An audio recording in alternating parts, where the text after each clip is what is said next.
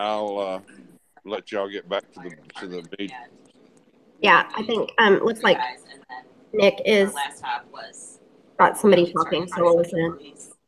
Department and met this guy, and we were talking about firefighters, but we couldn't remember the one guy, and we were like describing him, and the police officer was like, oh, I know him, and we were talking about it, and then the guy, and like through that ended up there for 30 minutes, 45 minutes, and like finally figured out his name, which is actually in turn going to help us today when we call, because this guy gave us a phone number to call.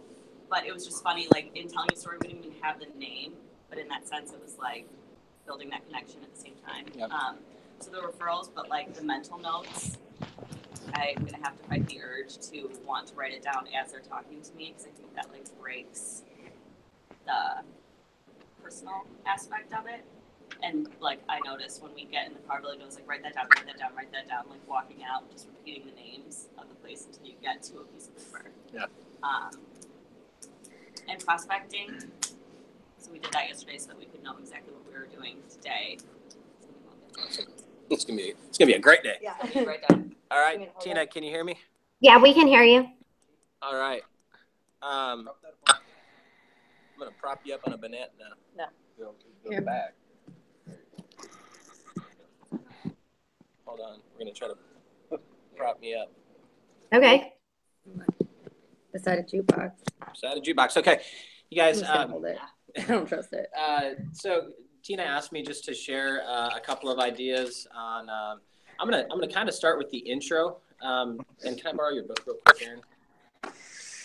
But really to get into the pie chart, you guys, and I'm going to keep this extremely simple because a lot of us, I don't care if you're in your third day, third week, third month, or third year. This is the simplest career you could ever have. And when it gets hard, it's because you complicate it in your own mind. So, the first thing I remember when I first started, I'd walk into the house, or I'd approach, you get in the house and they don't actually realize that you're even selling anything. And then once they realize you're selling something, it's kind of like that potty dance. Oh, wait, you're selling something? I thought you just want to talk about cancer, which means if they let you in and they want to talk about cancer, they have something to talk about cancer, right? Guys, I love the beginning of 2018 because when I first started, I didn't have kids. I didn't have the, let me talk about your kids. Let me talk about what you guys, and I saw these family people doing extremely well. And I use that as a crutch going, I don't have room to build credibility, right? But the truth is building credibility all comes from the people that we've already met, the relationships that we already have. But 2018, guys, what is a great conversation starter right now? The weather. It's cold. The holidays. It's cold. Holidays. How are your holidays? Hey, 2018. I want you to think about yesterday. One of the demos that we got, the guy goes, yeah, I got my wife that treadmill for Christmas. It's her New Year's resolution to be here at 5. She'll be here. And I said, oh, man, I love New Year's resolutions. And that was our conversation starter. I never once talked about my family. What's the best gift you gave? Did you spoil your kids? It's freaking cold. Holy cow. This is the coldest it's been in 3 years. Do I just have a short hair or you guys have so many conversation starters, and those conversation starters will lead before you even open the book into, how long have you been in business? How do you know so-and-so? Keith asked me to catch up with you. He seems like he knows you real well. He'd gotten referred to me by his brother, Scotty, but how do you know everybody? Oh, we went to high school. Oh, man. So you probably know this person, this person, this person, this person, this person. Yeah, I'm supposed to catch up with Whitey. Is that his real name? Nope, his name's, but yeah, blah, blah, blah. We met Whitey. Use nicknames. And that's how you build that rapport and stuff like that. So even before I open up my book, after I feel, and one of the things you said, Aaron, was, writing things down about people. Well, in the intro, before you even open up the book, the question that I personally ask myself is, do I like this person? Because if I do like the person, then I intently can choose to listen. If I haven't made the decision to like somebody or that I'm going to be friends with them, then it's like, like when somebody comes up and says, hey, my name's, this is really bad, but I was just down at the company meetings, and you get all these people that come up, they're like, hey, my name's Tim. And I'm like, I don't know you, and I don't know if I like you, and so I'm not going to remember your name. Because there was no rapport building. You follow me? But if somebody starts, hey, tell me about this, or is that your wife, or you didn't bring your kids here, you got the most adorable kids. I don't know if I've introduced myself to you. I'm Tim. Now all of a sudden I'm going to remember your name. Does that make sense a little bit, you guys? So once you intently make the decision that you care about somebody, the next question, hey, listen, I love what I do. I've met so many good people, but it seems like everybody I talk to has dealt with either cancer or family members or friends going through heart issues or accidents. But, how about yourself? Now, the thing is, the reason that is super important, you guys, is because they're not willing to listen or make the decision that they like you until you've made the decision that you like them. And then, Aaron, that will actually resolve the concept of feeling like you have to write everything down, because once you make the decision, you just remember things about people. Okay, so getting to the direct indirect cost page, you guys, there's one thing that needs to happen before I get to the direct indirect cost page, the pyramid page. And this is specifically, I'm going to keep this page very simple. But there's one thing that has to happen before I get there. Does anybody want to take a stab at what it is? In order for them to be a prospect or open-minded, they need to do what? Believe they can get cancer. They need to believe that they can get cancer. And then it's going to affect them financially. What'd you say, Tina? And then it'll be financially devastating to their family. So before I get to this page, they don't know that, but this page, they need to believe that they can get cancer tomorrow. So I want you to think about this. How ineffective is it if they tell me stories about their mom and dad or their grandma and grandpa getting cancer when they're 60 or 70 years old, but I'm talking to a 30-year-old? Because they do believe they can get cancer like in 30 years. So somewhere on this page, or somewhere before this, I always say, I used to think cancer only happened to older people. And I shake my head like this, and 9 out of 10 times, what do they start doing, Billy Joe? Start shaking their head, yes, and they'll start telling you people, not anymore. They'll start telling you people who are young. And that's my lead in, you guys, to this page. So that's my transition to this page. Huge. If you didn't write that down and you don't apply it, this took me 9 months to learn how to sell to young people. Because they thought it was a great idea. They just didn't think cancer could happen tomorrow. Right? So, and then what this does, you guys, there's 3 things that need to happen in this page. And I'll keep this extremely simple. Number 1, I preempt it by leaning up. I say, listen, Tina, this is the most important page. In fact, as I explain this to you, you'll know whether or not this program's right for you like it is. And I drop name, drop name, drop name, drop name, drop name.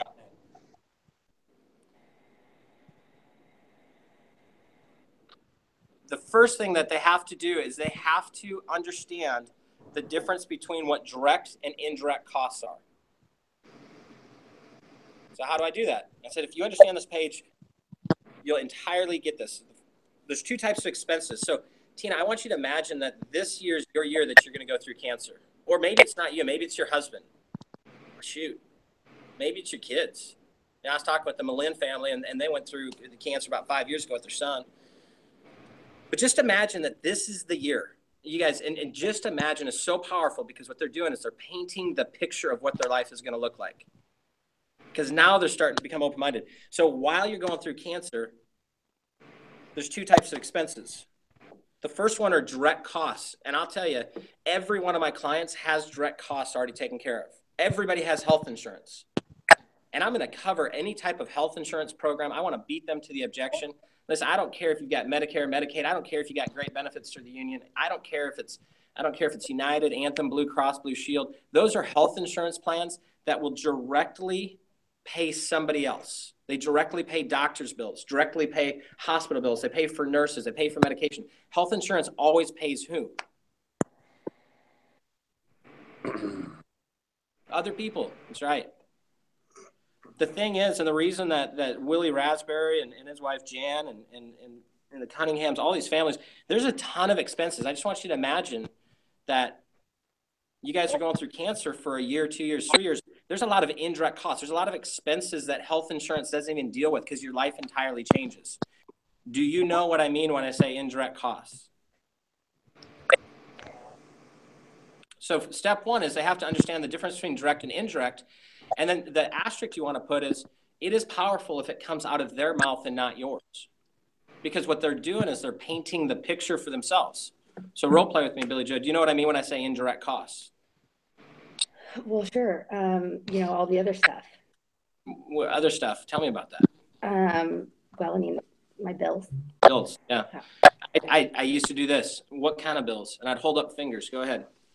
What kind of bills? My mortgage, food, utilities, cell phone, car. I don't know. Insurance. Yeah. Absolutely. I mean, just because you're going through stuff doesn't mean that your bills stop, right? What are some other indirect costs? I don't know. Let me ask you, and I got this from Brady. How long could you go without working and still receive 100% of your income? Not long. What, 2 weeks, 3 weeks, 4 weeks? You're talking about the Malin family, but they went through this for about 2 years. Do you know anybody that's found out they had cancer and gotten over it within 4 weeks? No. So, yeah, if you lose your income, or if your wife's going through cancer or your husband's going through cancer, I imagine you'd want to be with them versus having to work more, right? So that's just some. What are some other indirect costs? You get this. I mean, you're totally on it. Yeah. Guys, the other thing I do just to keep them pushing is I start empowering them. I'm like, you totally understand this. What do you got? What else? What else is it? Well, let me ask you, would you go to Kennett to get your treatment? No. I heard that's Death Valley. Yeah. A lot of people immediately go to Cape, which is 85 miles from here. I have a lot of clients that will fly down to Houston. Does your health insurance pay a penny of that? Nope. You totally get that. The other thing, too, you guys, is have you ever thought about your insurance plan? You get this, don't you? I mean, there's deductibles, there's max out of pocket. So, number one, our income's here. Now, this is really powerful because some people, and I remember this really hit me hard about 2 or 3 years ago. I was sitting out with this guy, and he goes, oh, yeah, I've got this buddy, and he sells insurance, and he tells me he goes to the poorest side of town and just starts slinging insurance to poor people because they need it. And that really affected me because I'm like, dude, that's not the type of business that I run. So how do you sell to wealthy people? It's right here in your hands. I go, my wife and I, we're super smart with our money. And our income's here. We do well. And our expenses are here. Because everything that we're putting into retirement and savings and 529 college funds, and we started to buy properties and lands, that's all expenses, right? Business owners, when they have a lot of money, they reinvest it in their business.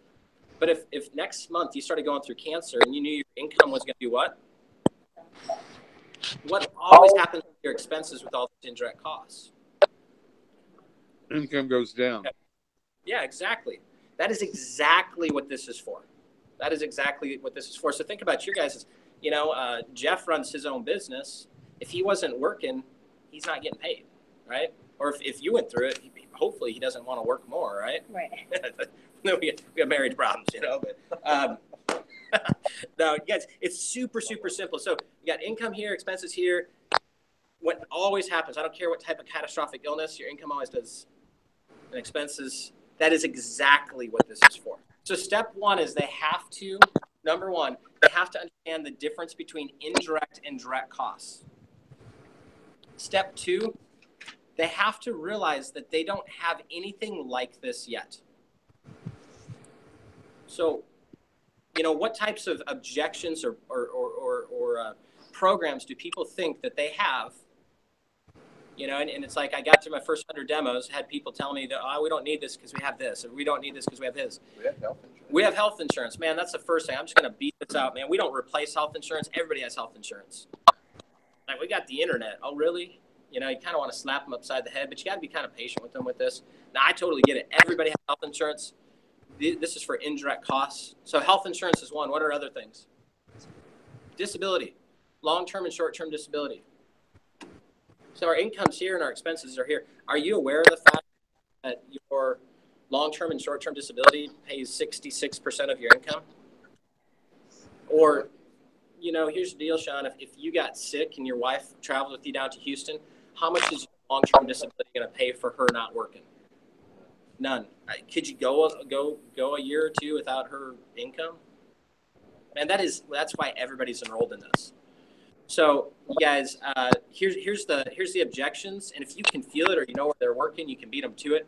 But it's health insurance, it's long-term, short-term disability, and then when you really totally buy into what we do, it's money.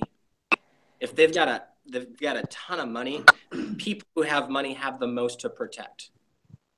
You know, people who go, I've got savings put away. You guys all have savings, right? Sure. When every dollar that you put away, you guys, do you just mark it on there that says, hey, this is for when I get cancer? Hell no, man. You save money for dreams.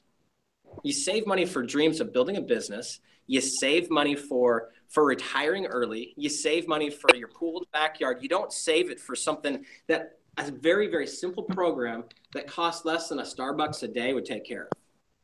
And so learning how to sell to people who have money, if I know they've got money, I go, these plans are specifically, so this is a good line when I'm sitting here, after I know them personally, I go, these plans are specifically put together for people exactly like you, Sean. You're fast track and you're hoping to retire early. These plans specifically are put together for you, Aaron. You've been working hard in the factory, just barely making ends meet. Just imagine, these plans are specifically put for you, Brady. You're a business owner. If you're not working, so if you say these plans are specifically put together for you, so that's the second step, is help them understand that they don't have anything like this. And then the last thing that they may already have, we got 2 appointments from somebody that goes, I've already got a cancer plan through work. And you just have to have conviction. Now, you can either get conviction from the people who've been here for a long time, or you're going to have to go through about a year of truly believing on your own and learning. I just look at people, I go, this is completely different. This is completely different. And I drop names. Sat down with a lady yesterday, I talked to a lady that I know she works at a great place. I know she definitely got cancer plans. But the only plans she's going to either have are American Fidelity or Aflac. Those are the only ones that work through where they work. Are we completely different? Yes. I've sat with teachers and I'm just like, listen, it's like they're trying to replace your income. But the truth is, if you went through cancer, don't you need way more? Our plans are completely different. They pay way more. There's no limitations to it. There's a return of premium. I am their agent. Their plans are completely different. And so that's the 4th thing. As far as I'm concerned, we got health insurance, we got long-term, short-term disability. I've got money, and I already got a cancer plan. And I want to beat them to that in this page right here. So that's step 2. You got to help them realize that they don't have anything that they already have. And then the 3rd point, you guys, and this takes time, but this is exactly what Brady was talking about, is learn how to sell 3-dimensional. 3-dimensional in this is you could tell stories of other people, but what's even more effective is when I'm sitting down with somebody that I've already decided I like, man, I've identified that they got money. We've identified that if something happens, and Tina, you said it, they identify the fact that, man, life is going to change in financials. Instead of them increasing their net worth, they're going to start decreasing. And I think that's a better way to look at it, is it's not that they're going to be financially screwed, because there's a lot of people who have money or they can leverage their businesses, but it's that their financial net worth is going to go from increasing in life to they're going to be decreasing for 2 or 3 years. To the last step, you guys, the 3-dimensional is, I look at somebody and they have a white canvas. Imagine now it's not your job to paint the picture of what their life is going to look like when they're going through it, but it's your job to paint that picture. And the more that you get them to paint that, where would you get your treatments? Well, hell, Cape. And I said, really? I mean, if money wasn't an object, is that where you'd really want to go? No, man. We had a really good friend that went down to Houston. I said, okay, tell me more about that. Can you work from down in Houston? Shoot, no. I said, you totally get this, don't you? And so you get them to start painting that picture in this indirect direct cost page and this pyramid page. Guys, to me, this is the most important page. This is where the sale's made. Because at this point, I could honestly say something. If I showed something that entirely didn't take food off the table, or I could say something, if what I'm talking to you about, there's a tug in your gut, I promise you that there's a plan that will fit your family. I promise you. 100%. You guys believe that? You believe that everybody can afford these plans? Yes. Okay. The reason that people tell us that they can't afford them is because the value that we present on that page to the cost, we haven't made the value high enough. So if you know, Sean, when you're out working, you go, man, I did 6 plans, but we can't afford it 6 times. I will always know it's that page because you haven't accentuated the value of what we do. You have not accentuated the white canvas and let them paint the picture on their own. Indirect direct cost page. So I'll field questions real quick from Dallas from here, and then we're gonna wrap up so we can use our daylight. Guys, any questions? I actually have one first, Nick. So recently I lost a sale. So I made the sale, I wrote the app, and then the client the next day backed out because he didn't have major medical health insurance for his family.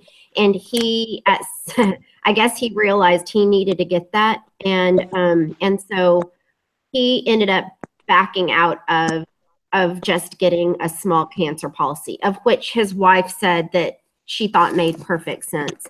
What could I have done to salvage that sale? Because all I did was try to figure out when he was going to get his major medical, and there was no urgency for him to even get that. So, and I met with both him and his wife in their home, and I don't know how I could have salvaged that. My first year, Tina, I used to sell to people who didn't have major medical. So there's a lot of opinions here, okay? But if I find out that they don't have major medical, the plan that I immediately sell instead of cancer is what? Accident plan. Mm-hmm. Because they literally can't go get cancer treatment because they're not going to have health insurance that's going to cover the upfront. But an accident plan, somebody falls off of a step ladder and they go to the urgent care and they go, we don't have health insurance, they're going to get bills, and our accident plan will actually replace that. Okay. So if I find out that they don't have major medical, I kind of lean away.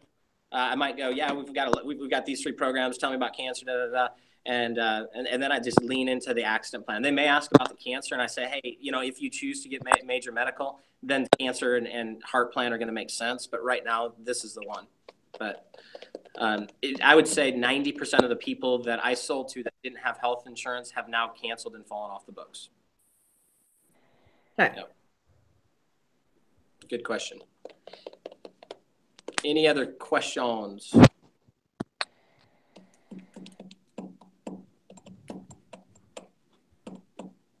Any aha moments or anything that you guys realize you can start doing today that will make today better than yesterday?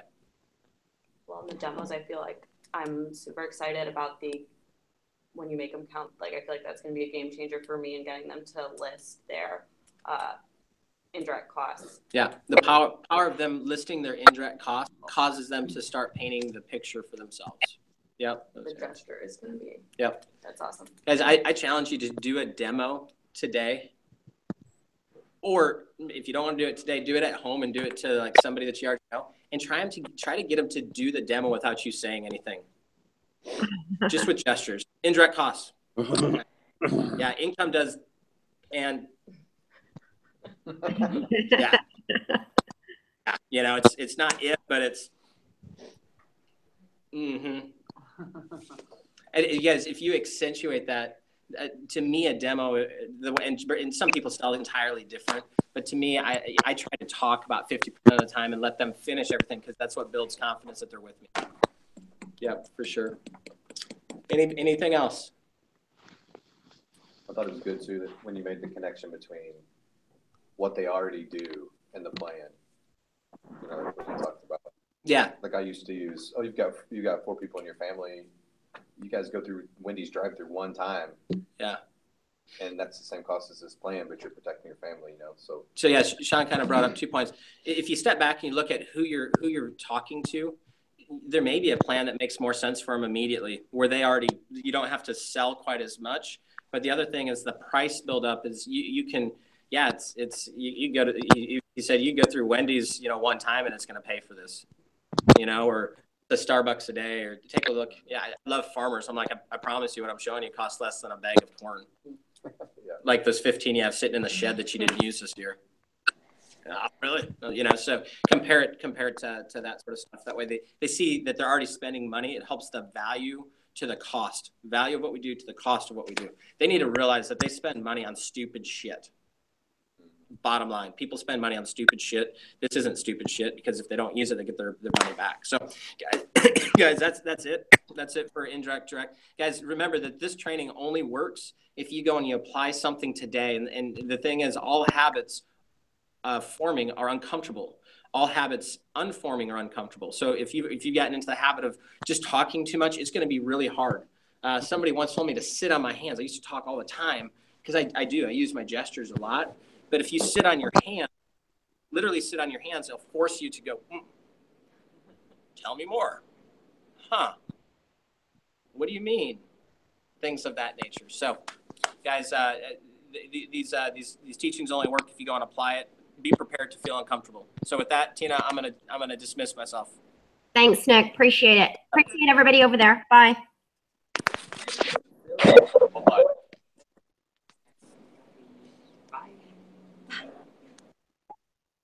Cool. Jenna, were you able to get in? I don't know. I see Jenna, but I don't hear her. Anyway, guys, so that was Nick. If you haven't met Nick, Brandon, he is our agency owner. And he'll be in not next week, but the week after. So, guys, really quick, just because we're gonna do a touch base every day. We'll do some sort of quick technical training in the morning. So tomorrow morning at 8 a.m., we'll do the same thing. The reason why it's at 8 a.m. is because we're all B2B and need to be in the field by no later than 9 if you're B2B. In my experience, you just need to be in the field by 9. 8:30 preferably. 9 is doable. So any questions? I really, Brandon, I need to get with you and Jenna, but I don't see Jenna other than that. Any questions of me, or I mean, everybody knows what's at stake financially for yourself, right?